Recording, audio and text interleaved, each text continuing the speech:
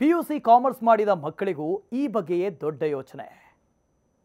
Commerce ಮಕ್ಕಳು ಮುಂದೆ ವಿವಿಧ ಕೋರ್ಸ್ಗಳನ್ನು ಮಾಡಬಹುದು. ಒಳ್ಳೆಯ ಡಿಗ್ರಿ ಕೋರ್ಸ್ ಮಾಡಿ ಉನ್ನತ ವ್ಯಾಸಂಗಕ್ಕೆ ಹೋಗಬಹುದು. ಯಾವುದು ಬೆಸ್ಟ್ ಕೋರ್ಸ್? ಕಾಮರ್ಸ್ ವಿದ್ಯಾರ್ಥಿಗಳು ಏನೆಲ್ಲ ಮಾಡಬಹುದು? ಈ ಬಗ್ಗೆ ಕಂಪ್ಲೀಟ್ ಡೀಟೇಲ್ಸ್ ಈ ವಿಡಿಯೋದಲ್ಲಿ ಹೇಳ್ತೀವಿ, ನೋಡಿ.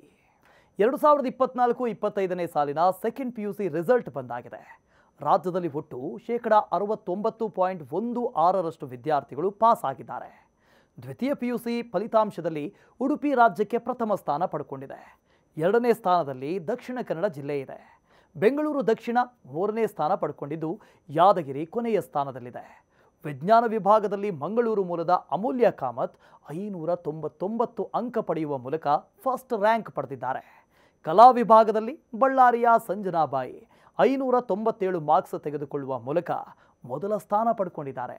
ವಾಣಿಜ್ಯ ವಿಭಾಗದಲ್ಲಿ ದೀಪಶ್ರೀ ಅನ್ನೋರು 599 ಅಂಕ ಪಡೆದು ಪ್ರಥಮ ಸ್ಥಾನ ಪಡ್ಕೊಂಡಿದ್ದಾರೆ. ಪಿಯು ಟಾಪರ್ಸ್ ಸೇರಿದಂತೆ ಎಲ್ಲ ವಿದ್ಯಾರ್ಥಿಗಳು ಮುಂದೇನು ಅನ್ನೋ ಚಿಂತೆಯಲ್ಲಿದ್ದಾರೆ. ಈಗಾಗಲೇ ಪಿಯುಸಿ ಸೈನ್ಸ್ ಓದಿದವರು ಮುಂದೆ ಯಾವ ಕೋರ್ಸ್ ಮಾಡಬಹುದು ಅಂತ ಹೇಳಿದ್ದೇವೆ. ಈಗ ಕಾಮರ್ಸ್ ಮಕ್ಕಳ ಸರದಿ. ಪಿಯುಸಿ ಕಾಮರ್ಸ್ ಮಾಡಿದವರು ಮುಂದೆ ವಿವಿಧ ಕೋರ್ಸ್ಗಳನ್ನು ಆಯ್ಕೆ ಮಾಡಿಕೊಳ್ಳಬಹುದು. ಡಿಗ್ರಿಯಲ್ಲಿ ಒಳ್ಳೆಯ ಕೋರ್ಸ್ ಮಾಡಿ ನಂತರ ಉನ್ನತ ವ್ಯಾಸಂಗಕ್ಕೆ ಹೋಗಬಹುದು. ಕಾಮರ್ಸ್ ಮುಗಿದ ಮೇಲೆ ಎಲ್ಲರೂ ಮೊದಲು ಯೋಚನೆ ಮಾಡೋದು BCom. ಆದರೆ BCom ಜೊತೆಗೆ ಅನೇಕ ಕೋರ್ಸ್ಗಳಿದ್ದು ಕಾಮರ್ಸ್ ವಿದ್ಯಾರ್ಥಿಗಳು ಏನೆಲ್ಲ ಮಾಡಬಹುದು ಅನ್ನೋ ಐಡಿಯಾ ಇರೋದಿಲ್ಲ. ಇವರು ಕಲಾ ವಿಭಾಗದ ಪದವಿ ಮ್ಯಾನೇಜ್ಮೆಂಟ್ ಸಂಬಂಧಿಸಿದಂಥ ಕೋರ್ಸ್ಗಳನ್ನು ಮಾಡಬಹುದು. ಈ ಬಗ್ಗೆ ಕಂಪ್ಲೀಟ್ ಡೀಟೇಲ್ಸ್ ನೋಡೋಣ ಬನ್ನಿ. BBA ಅಂದರೆ ಬ್ಯಾಚುಲರ್ ಆಫ್ ಬಿಸ್ನೆಸ್ ಅಡ್ಮಿನಿಸ್ಟ್ರೇಷನ್.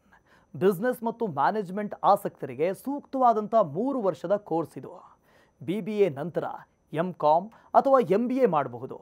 BBAಗೆ ಸೇರೋದಕ್ಕೆ ಕಾಲೇಜುಗಳು ಅವಕಾಶ ಇದ್ದಾವೆ. ದ್ವಿತೀಯ ಪಿಯುಸಿಯಲ್ಲಿ ವಾಣಿಜ್ಯ ವಿಭಾಗದಲ್ಲಿ 50% ಅಥವಾ ಅದಕ್ಕಿಂತ ಹೆಚ್ಚು ಅಂಕ ಪಡೆದಂಥ ವಿದ್ಯಾರ್ಥಿಗಳು ಈ ಕೋರ್ಸನ್ನು ಮಾಡಬಹುದು. BCA ಅಂದರೆ ಬ್ಯಾಚುಲರ್ ಆಫ್ ಕಂಪ್ಯೂಟರ್ ಅಪ್ಲಿಕೇಶನ್ಸ್ ಅಂತರ್ಥ.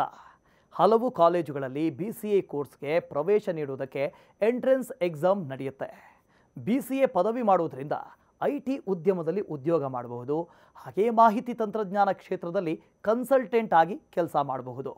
BCA ನಂತರ MCA ಮಾಡಿದ್ರೆ ಭವಿಷ್ಯದಲ್ಲಿ ಉತ್ತಮ ವೃತ್ತಿ ನಿಮ್ಮದಾಗಲಿದೆ. ಮತ್ತೊಂದು ಆಪ್ಷನ್ ಅಂದರೆ BAF ಅಂದರೆ bachelor of accounting and finance ಅಂತ. ಪಿಯುಸಿಯಲ್ಲಿ ಅಕೌಂಟೆನ್ಸಿ ಮತ್ತು ಫೈನಾನ್ಸ್ ಓದಿದವರು BAF ಕೋರ್ಸ್ ಮಾಡಬಹುದು.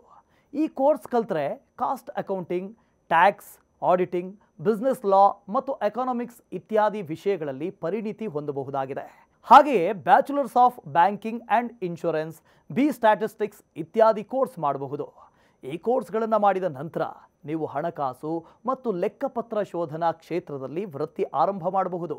ಪಿಯುಸಿ ಕಾಮರ್ಸ್ನ ನಂತರ ಬ್ಯಾಂಕಿಂಗ್ ಹಾಗೂ ವಿಮೆ ಸಂಸ್ಥೆಗಳಲ್ಲಿ ಕೆಲಸ ಮಾಡಬಹುದು. ಅದಕ್ಕಾಗಿ BBI ಅಂದರೆ bachelor of banking and insurance ಕೋರ್ಸನ್ನು ಮಾಡಬಹುದು. BBI ಪದವಿ ಮುಗಿದ ನಂತರ ಬ್ಯಾಂಕಿಂಗ್ ಕ್ಷೇತ್ರದಲ್ಲಿ ಅನೇಕ ಉದ್ಯೋಗಾವಕಾಶಗಳಿದ್ದಾವೆ. ಇನ್ನೊಂದು ಬೆಸ್ಟ್ ಕೋರ್ಸ್ ಅಂದರೆ ಕಂಪನಿ ಸೆಕ್ರೆಟರಿ. ಇದನ್ನು CS ಅಂತಲೂ ಕರೀತಾರೆ. ಕಂಪನಿ ಸೆಕ್ರೆಟರಿ ಫೌಂಡೇಶನ್ ಪ್ರೋಗ್ರಾಮ್ಗೆ ಸೇರಿಕೊಂಡ್ರೆ BCom ಓದ್ತಲೇ ಮುಂದೆ ವಿವಿಧ ಪರೀಕ್ಷೆಗಳನ್ನು ತೆಗೆದುಕೊಳ್ಳಬಹುದು. ಈ ಮೂಲಕ CS ಪದವಿ ಪಡೆಯಬಹುದು. CSನಲ್ಲಿ ಫೌಂಡೇಶನ್ ಮಾತ್ರವಲ್ಲದೆ ಎಕ್ಸಿಕ್ಯೂಟಿವ್ ಮತ್ತು ಪ್ರೊಫೆಷನಲ್ ಪ್ರೋಗ್ರಾಮ್ ಸಹ ಇರುತ್ತೆ. ಪಿಯುಸಿ ಕಾಮರ್ಸ್ನ ಬಳಿಕ ಸಖತ್ ಡಿಮಾಂಡ್ ಇರುವಂಥ ಕೋರ್ಸ್ ಅಂದರೆ ಚಾರ್ಟರ್ಡ್ ಅಕೌಂಟೆನ್ಸಿ. ಯಾರು ಬೇಕಾದರೂ CA ಮಾಡಬಹುದು, ಆದರೆ ಅದಕ್ಕೆ ಕಠಿಣ ಪರಿಶ್ರಮ ಅಗತ್ಯ.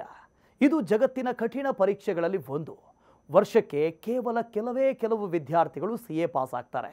ಚಾರ್ಟರ್ಡ್ ಅಕೌಂಟೆನ್ಸಿ ಕೋರ್ಸ್ ಸೇರಬೇಕಾದ್ರೆ ಮೊದಲು ಕಾಮನ್ ಪ್ರೊಫಿಷಿಯನ್ಸಿ ಟೆಸ್ಟ್ ಅಂದರೆ CPT ಬರೀಬೇಕು. ಈ ಪರೀಕ್ಷೆಯನ್ನು the institute of chartered accountants of India ICAI ನಡೆಸುತ್ತೆ.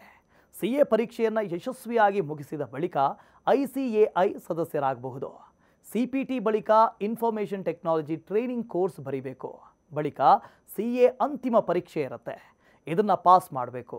CA ಮುಗಿದ ನಂತರ ಬ್ಯಾಂಕ್, ಕಂಪನಿಗಳು, ಹಣಕಾಸು ಸಂಸ್ಥೆಗಳು, ಉದ್ಯಮಗಳಲ್ಲಿ ಸ್ವಂತವಾಗಿ ಪ್ರಾಕ್ಟೀಸ್ ಮಾಡಬಹುದು. ಮತ್ತಷ್ಟು ಇಂಟ್ರೆಸ್ಟಿಂಗ್ ಕಂಟೆಂಟ್ಗಳಿಗಾಗಿ ಎಜುಕೇಷನ್ ಫಸ್ಟ್ನ ಫಾಲೋ ಮಾಡಿ.